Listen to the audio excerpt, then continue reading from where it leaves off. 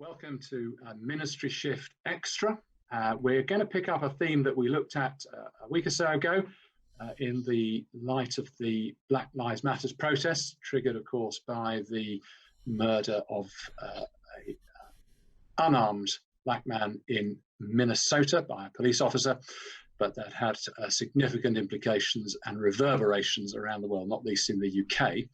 And so on this Ministry Shift, we're going to be thinking about how we minister in that particular context and what we might be learning and how we might want to move things forward in our own situation. Bishop Michael sent a letter to all the clergy and parishes on Monday, inviting them to mark National Windrush Day and asked us to pray for a church that reflects the richness and variety of our communities, and as we consider together the ways in which we can work for racial justice as people of hope. So let's meet our panelists for this afternoon. Jessica, tell us a little bit about yourself. My name is Jessica Castillo-Burley. I'm a third year curate at Whittington and West Belton in Shropshire. Adrian. I'm Adrian Stone. I'm the Vicar of Trentham, just on the south edge of Stoke-on-Trent. My name is Matthew Parker. I'm the Archdeacon of Stoke-upon-Trent. Welcome to you all. So I'd like to start off just picking up that Windrush theme from Bishop Michael's letter. Yes, Monday was Windrush Day. And to ask Jessica and Adrian a little bit about your own family's experience of coming to this country from the Caribbean. Adrian, do you want to start? Yeah, we'll do. My mum came over in 1954 from Trinidad, and very quickly turned around and went back to Trinidad again with my dad.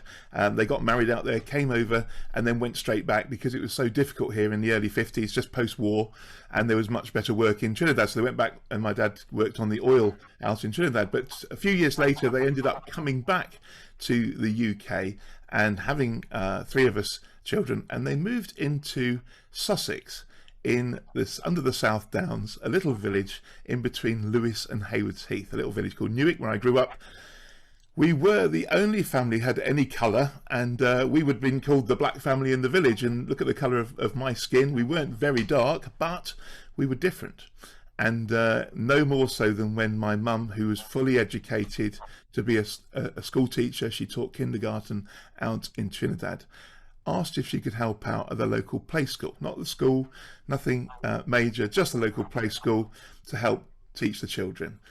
And the whole village decided they needed to have a meeting, a village meeting, to decide whether a woman from Trinidad could speak and teach their children, whether she would teach them to speak correctly or write correctly. Interestingly enough, she was the best writer and the best English I knew anyway in my life. But that's the sort of difference that came across just from coming over from Trinidad. And if you ask my mum, was to make a fuss about it, she wouldn't have done. I think the Windrush generation generally didn't make a fuss. They just took it as part of how things were, and that's the legacy that we're still trying to work on. What about you, Jessica? Yeah, and so for me, my dad, he didn't actually come on the Windrush. He came afterwards, and so he came of his own esteem, really, to see my granddad was here, and he thought it really strange that he couldn't get the kind of job like what Adrian was saying that he tried to get, and so so he got a job on the buses like a lot of the Jamaicans did. But then he thought he'd go and get some education to help him to get where he needed to be.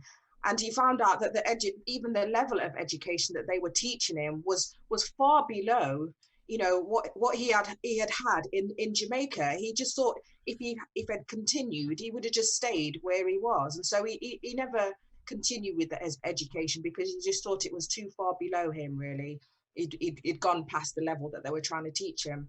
And I suppose that's why we do get educated as English, British, whatever you want to call us, people, because we realise that our parents and foreparents have not had that opportunity to use the system, the different systems, and they don't come together, really. They're just not at the same level. So he never he never really aspired to be more than a, you know, a bus driver. But even so, even in the churches, they never welcomed them at the door. And I remember somebody told me a story about they went to church one Sunday, and the pastor was saying, "Please don't come back," kind of thing. And so they had to live with that kind of thing. You know, what do we do about church? How do we relate to, as they call it, the mother church from where they came from? You know, what is life, you know, without going to church? I mean, because that's our life, isn't it? I mean, from the Caribbean, church and life is one thing. So, you know, it doesn't separate. And so that's what they were up with, really, or against. So, yeah. I mean, both those stories are both tragic and heartbreaking in their way, and shocking, because we're not talking about 200 years ago here. We're talking, 40 years, 30, 40 years ago. So, very, very thought-provoking. One of our watchers, listeners, viewers, posed the question about having a good conversation. One of the thoughts I've had over this time, the last few years, is that the first question of where are you from is not always a helpful first question, and it may be perfectly innocent, but actually it immediately points out the differences. Maybe questions that point out the kind of commitment to Christ, the kind of what's brought you here this morning type stuff, actually can be the common goals. And just be very wary of the sort of questions that you might want to ask, and maybe as you get to know people you can ask, but the first questions just need to be ones of welcome and breaking down the barriers rather than pointing them out. I think if we treat everyone as individuals rather than you're black and I'm white, you're going to just talk to me just normally. I don't have to put up a front or pretend that there's something. I mean, we're all diverse, we're all different. Even if you get two white people together, they're not going to be the same. And so the conversation isn't you know, what makes us different, it's what makes us the same. And it's the same thing that they were saying about when we come into a building, we talk about why have you come here today? You know, is it we've come to worship the Lord together? And I think that if we build on the things that make us make